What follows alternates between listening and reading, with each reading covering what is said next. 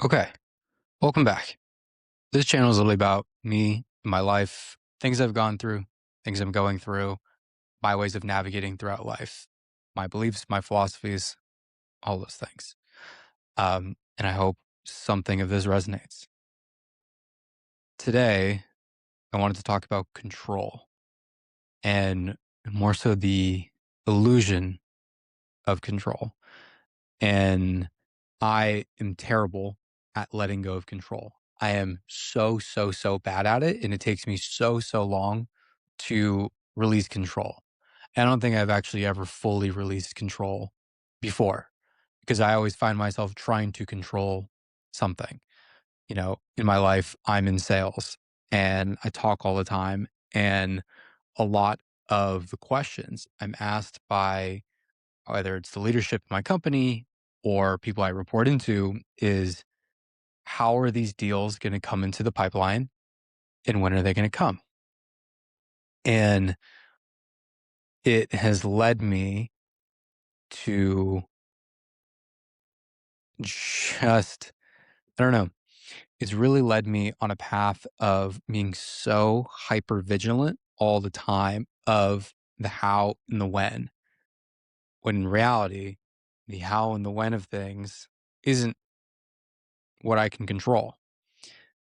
But when I'm asked of how is this deal going to come in and when is it going to come in and when is the money going to come in and how it's going to come in and when it's going to come in, it puts me into this state of hypervigilance and survival. And it's something that I've noticed for years now since I've been in sales and my pattern of trying to not control the how and the when, but then on the day to day and nervous system wise, I'm always in this perpetual state of vigilance and hypervigilance and trying to control, even when I say I'm not trying to control.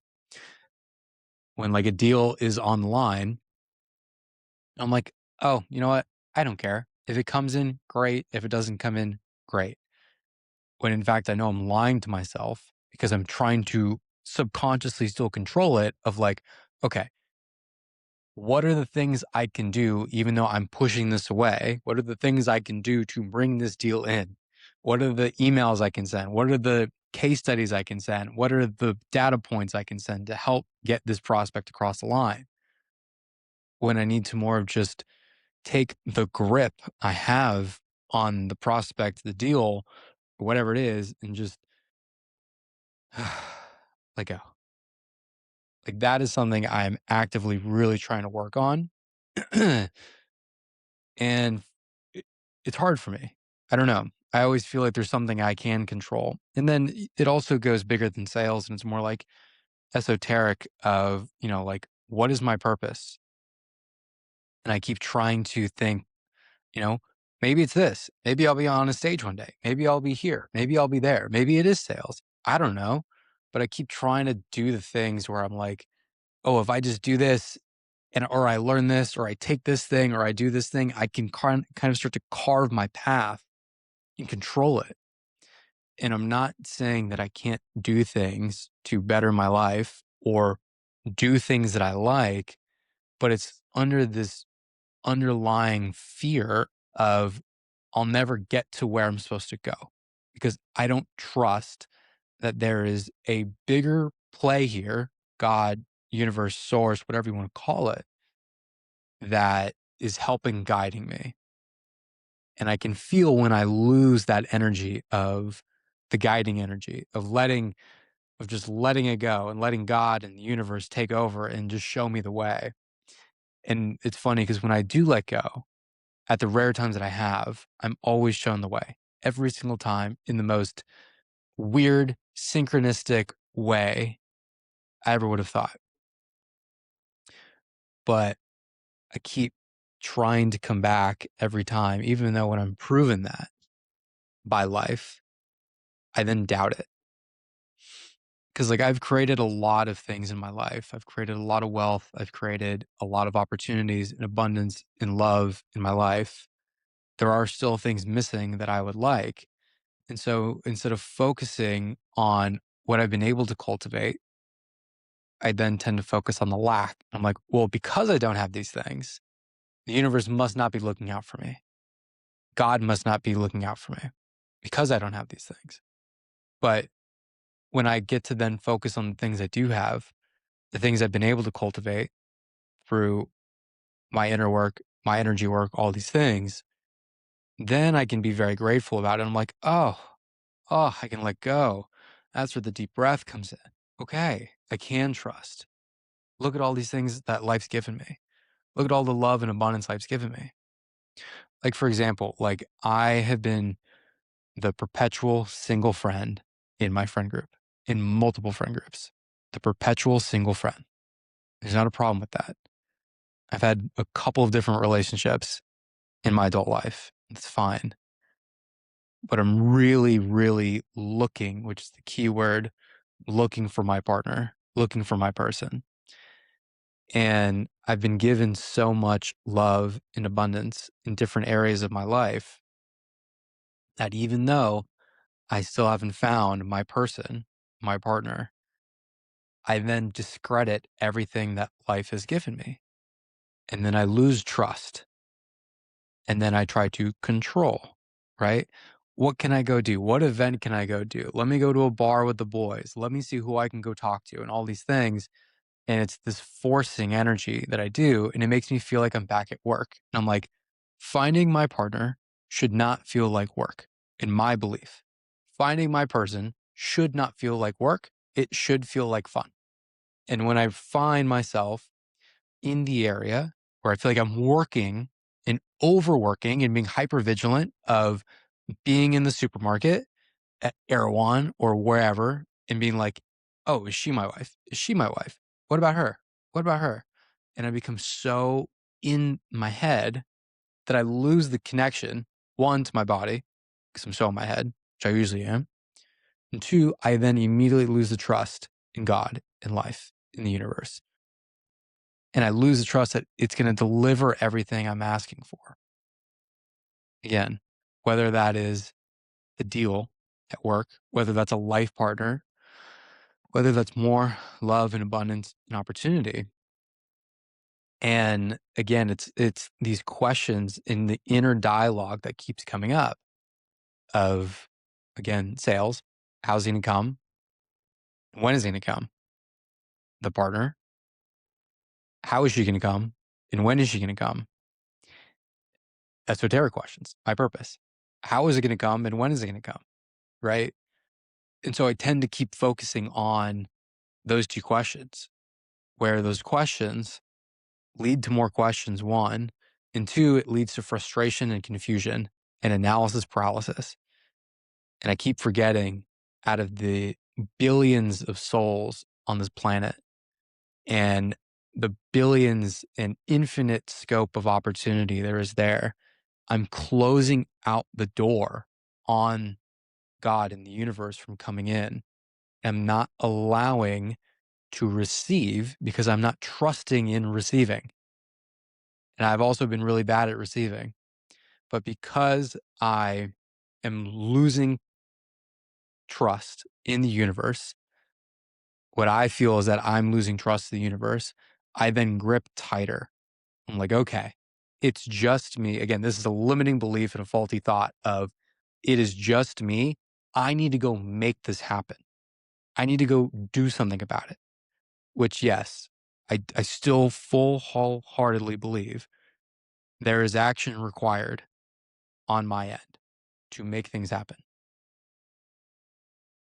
But I truly am working on the belief and exploring this belief more and more within myself that the more I let go and allow and just stop, the more life will mirror more opportunity, more love in a way that I can't imagine because I'm so stuck in my head trying to figure it out and trying to play in my head and strategize like it's a deal of how I'm going to meet my partner.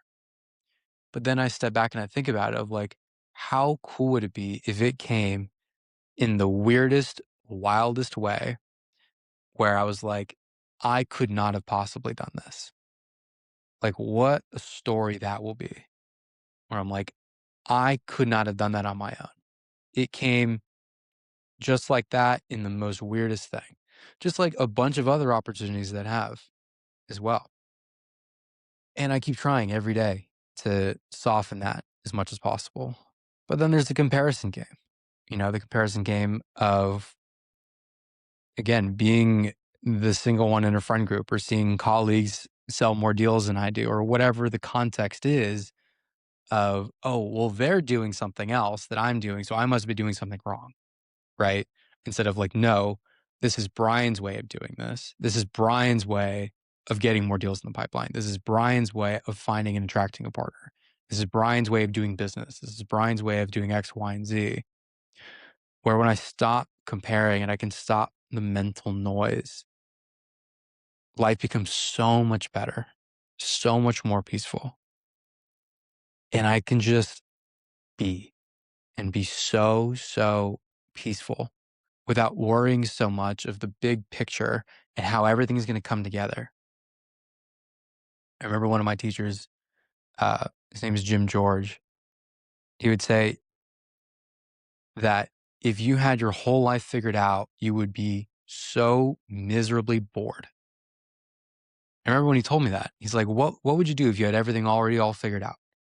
Everything you want in life, you got right now. You figured everything out right now. What would you do? And I was like, what would I do? And then it dawned on me that I'm like, maybe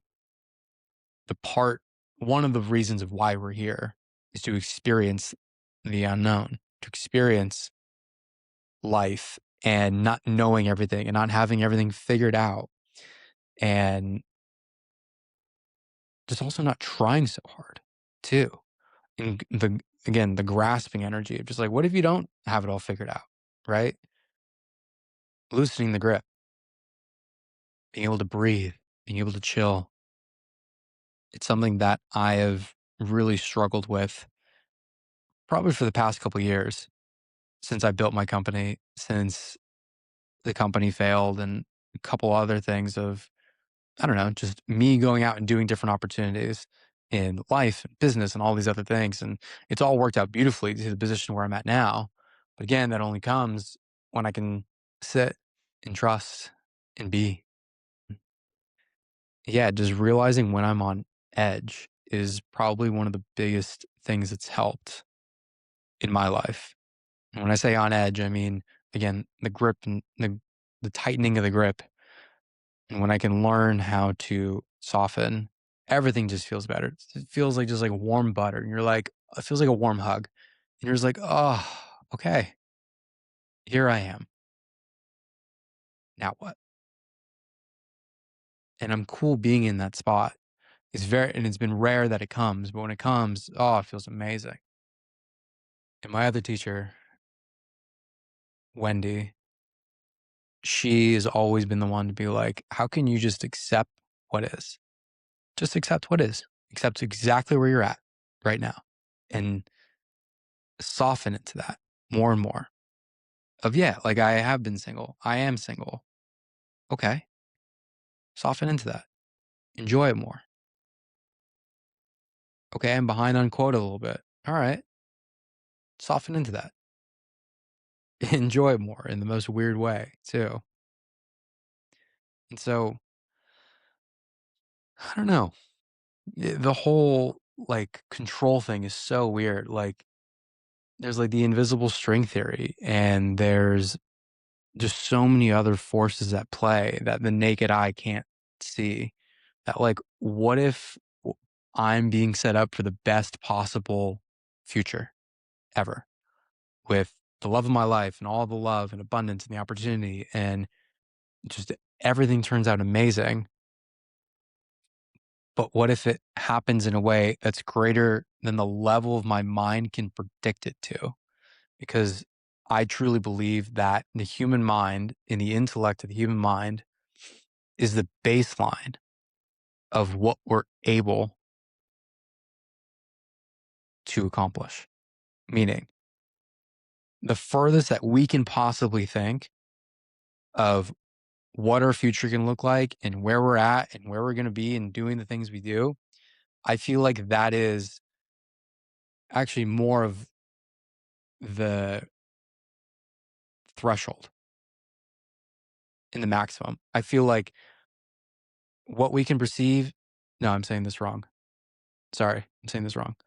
What the human brain can conceive in terms of where we want to go and where we want to be in our dream reality is the floor. Like our maximum intellectually is the floor because it only can operate into so many possibilities at one time in such a linear path of like, it's going to go this way and that way. And now I'm here. Whereas if we let go and let the universe come in, let life come in and guide us without our mental image of how exactly we think we're going to navigate this to get to here, the universe can bring in all these other roads, all these other paths that we can't see, that we can't fathom to get us to where we want to go in probably the most enjoyable and fun way. And so just coming back to when I can let go, life becomes more fun. Life becomes more ease, more peaceful. And I still usually end up where I want to go, just with the tension and the tightness, just without that. Much more soft, much more cool and accepting of who I am and where I'm at in my life. And just surrendering the bigger picture. Like, yeah, I can always have the idea, I can always have the thought, but just surrendering the bigger picture and just focusing on tiny little actions I can take along the way, but then just not being in the fear of worst case scenario or not being in the fear of it not working out and being more open and loving and trusting that the universe and God and life will provide me exactly what I've asked for. Because so far, it's done it 100% of the time in the most synchronistic ways I've been able to find out. And it works every single